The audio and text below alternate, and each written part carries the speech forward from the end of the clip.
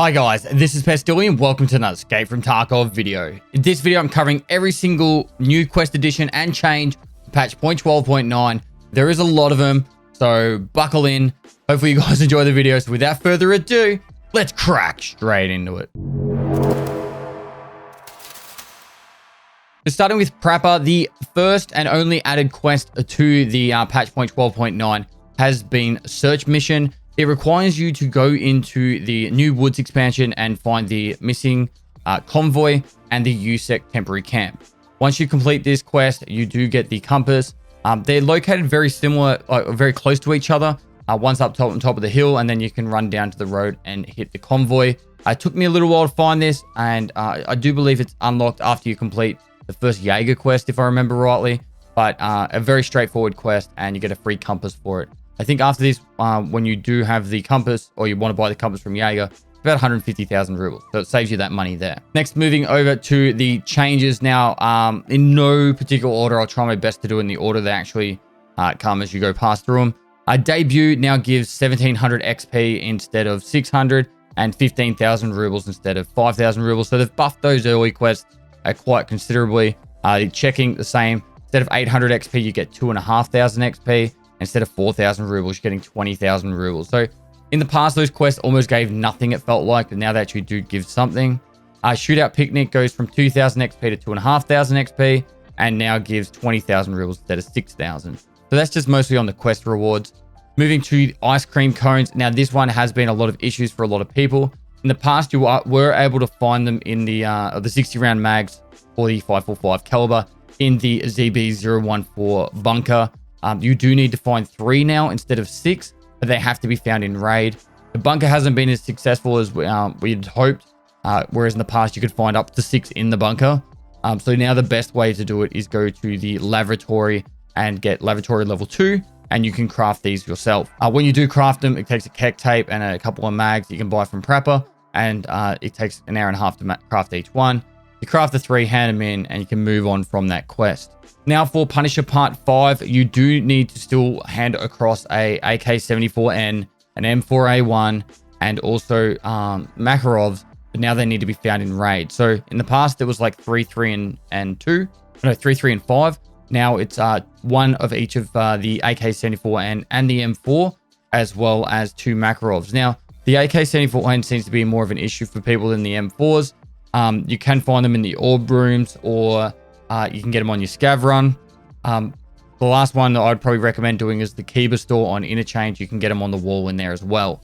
For the M4s, you can just get these from quest rewards. So when you do get one from a quest reward, put it aside, and you'll be able to hand that one in for the quest. So that's another way of getting around that one being too difficult. Insomnia, it's still the exact same. You need to get the, you still need to get, I think it's like 30 nighttime kills, but it's changed from 2,300 to 400. Now to 2,200 to 400, giving you an extra hour of nighttime to get those kills. Last one for Prapor, regulated materials. The OFZ shells that you had to find in the past that are quite rare, you needed to have 10 in the past, now it's 5. So a little bit easier there, by a little bit, like twice as easy. So that's good. Moving across to Therapist, the shortage quest is for the handing over Salewers. It used to be 5, now it's 3. And these need to be found in raid.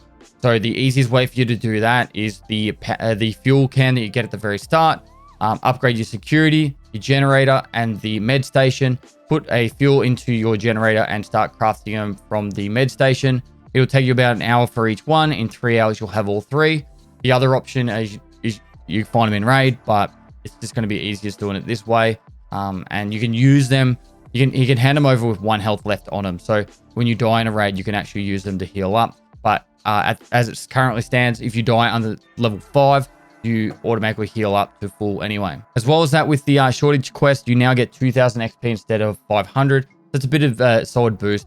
And it's kind of handy to get that extra XP earlier on, so you can get up to that flea market. The next major change for therapists is private clinic. In the past, you used to have to get 3 LEDXs and 2 ophthalmoscopes. Now you need to get 1 LEDX and 2 ophthalmoscopes, but they have to be found in raid. Now, it's actually made the quest quite considerably cheaper for what you get, because you get a thick item case for it, but you do need to find it and survive the raid for a LEDX. Now, your options for that is you go into Interchange to the Ultra Medical Storage Room to get the LEDX, or you can go into Shoreline. The best rooms on Shoreline is East 222 or 226 in the wardrobe cabinet. The key with tape on it for the bottom floor of the East Wing. East 107, East 314 can also spawn them, and then in West 205/203 on the nightstand next to the bed, and I think West 301 is the last one. So lastly, you've got labs. I wouldn't waste your time in there, but you've got those spawn locations for LEDXs outside of labs. Go with those ones. You'll have a lot more luck with that. Also for Therapist Colleagues Part 3, they've changed the quest reward. In the past, it was absolutely trash. Right now, it's not bad. It's just not good yet. It could actually become a very profitable way of doing it. So Colleagues Part 3 requires you to hand over a blue-green labs key card, as well as a couple of stims found in raid. The blue and green cards don't need to be found in raid. And the reward is a violet card and a med case. Now, med case is sitting around 700k. Violet cards are probably sitting around 4 to 5 million at the moment. The green and blue fluctuate in price. Sometimes you get them as cheap as 2 to 3 million. But right now, they are skyrocketed high prices. So late wipe, this potentially could be a decent quest to complete, because you might be able to make profit on that violet card. But as it stands now, unless you're desperate for a violet card, I'd probably avoid finishing this quest and do the Kill Senator quest instead. For Peacekeeper, no major changes to worry about. The Cult Part 2 now requires you to put a marker down on the new circle, like the mark circle in Woods. For that, my new player guide for Woods can show you the new mark circle, the location of it. But for a really basic way of trying to explain where it is, go to the new Sunken Village, put yourself on the main road near the or between the church and the giant mountain in the background. Head directly towards that mountain and just off the road, and you'll find the mark circle there. Now across the mechanic, as soon as you unlock Mechanics Quest and accept Gunsmith Part 1, you unlock Introduction, which makes it instantly available to go unlock Jager. So you can now go straight into Woods as soon as you have level 2 and unlock Jager, which is a cool thing to do. I would definitely recommend doing that, as it opens up more quests and also you get good XP for it. As for the gunsmith tasks, they have pretty much all changed. Very few of them have any different, don't require any differences to the previous wipe. And I believe these are going to probably continually change in the future. The Wikipedia page is your best bet. However, they're not still up to date or completely accurate. But try and have fun with this. Try and make it a little bit of a challenge for yourself to try and figure them out on your own. I have a lot of people coming to me straight away going, the Wikipedia page isn't giving me the answers for the gunsmith task, it's broken. And I'm always just like, just try and figure it out. All right, have some fun with it. It's trying to teach you how to make guns. So up to you. Otherwise, just, I don't know, Google it. You'll find people with all the answers. Shooter Born in Heaven now has had the interchange location changed to reserve. This is a massive change in my opinion. The interchange really did promote extract camping and camping towards all those open areas towards the extracts. Whereas now you can go to reserve, which has a lot of high points where you can try and snipe from. And I think it just fits better with the actual task itself. Ragman with Dress to Kill, they've changed the amount of your shunkers and cowboy hats you need to hand in for this quest. It's now 2 of each instead of 7, but these need to be found in raid. Now, if you're after cowboy hats, hit your scav run every single time. You'll get a pretty good chance of getting one eventually. Otherwise, go into Interchange and all the mannequins on the bottom floor, as you're running around the bottom floor in all the clothing stores, the mannequins can have cowboy hats on them as well as your shunkers, and you can find scavs with both of them on. The shunkers are quite common, so you shouldn't have too much of an issue with that. 2 is pretty easy in my opinion. They could have made it 3, and I still think most people would have found this fairly straightforward. Skier, there is the change for chumming. Now you have from 2200 to till 1000 instead of 2300 till 1000. So it's giving you an extra hour during that nighttime period to get your 5 PMC kills in Interchange for that quest, as well as Supplier being the first skier task, requiring you to hand over a 3M armor and a TOS. Both need to be found in raid, but it's only 1 now instead of 4. So in the past, it was actually quite brutal. You'd have to try and find 4 3M armors before you're all level 10 to hand it in, because you'd most likely find them in raid anyway. But then, you'd have to survive the raid to get out with them. It was a bit of a clusterfuck of a task. Whereas now you actually have the opportunity just to get 1 of each, get out, hand it in, and you'll be able to progress with skill. Now, Jager, in no particular order, I'm going to go through these, but there's a fair few things that have changed with Jager. The Survivalist Path, Eagle Owl. This one required you to kill 10 scavs without using an NVG or thermal sight between 2100 and 400. That's now been reduced to 6. Huntsman Path woods cleaning in the past required you to kill 40 scavs. Now that's been reduced down to 30. This one, which was really frustrating, was Huntsman Path Evil Watchman, where you had to kill 7 PMC kills in the dorms, has now been reduced down to 5, making that one a lot easier. Fishing Place required you to find 3 found in raid key cards to go into labs. Now requires you only to have 2. Survival's Path Junkie required you to kill 20 scavs in the past, now 15, whilst under a stimulant effect on woods. A little cheeky tip that I found out this wipe was use milk.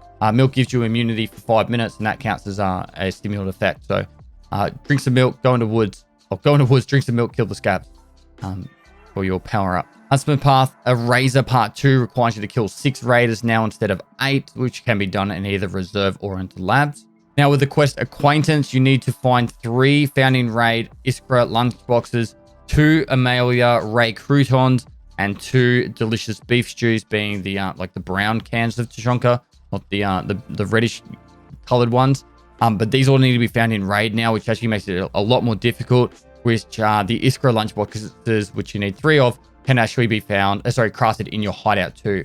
So you can start crafting them straight away, and then using the find the croutons and that inside maps. I highly suggest going woods with all the new loot areas. Check my new guides for stuff like that, but pretty straightforward. Woods or reserve if you want to get food. Survival's Path Wounded Beast requires you to get 3 scavs now instead of 4, making that one quite easy. And the last one for the Survival's Path is Tough Guy, which you need to kill 3 scavs in woods instead of 4 without using meds and then surviving the raid. A little cheeky tip that I found out about this one is if you kill the 3 scavs but then you die because you didn't heal, you can go back into a woods raid, and as long as you don't use the meds and you can just survive and extract the raid, you can hand this one in. So if you die, don't stress too much about it. After you kill the 3, just go in and just make sure you don't use any meds. Get enough XP to survive the raid and get out, and you won't have any issues there. Last 3 changes for Jager for Tarkov Shooter Part 5, where you need to kill scavs between 2100 and 0500. Now requires you to get 8 instead of 10. For Tarkov Shooter Part 6, you need to kill 5 sniper scavs instead of 7. And then the Part 7, where you used to have to get bolt action suppressed kills, I think it was like above 60 meters or 55 meters, has now been reduced to 45 meters, which is actually quite easy in my opinion.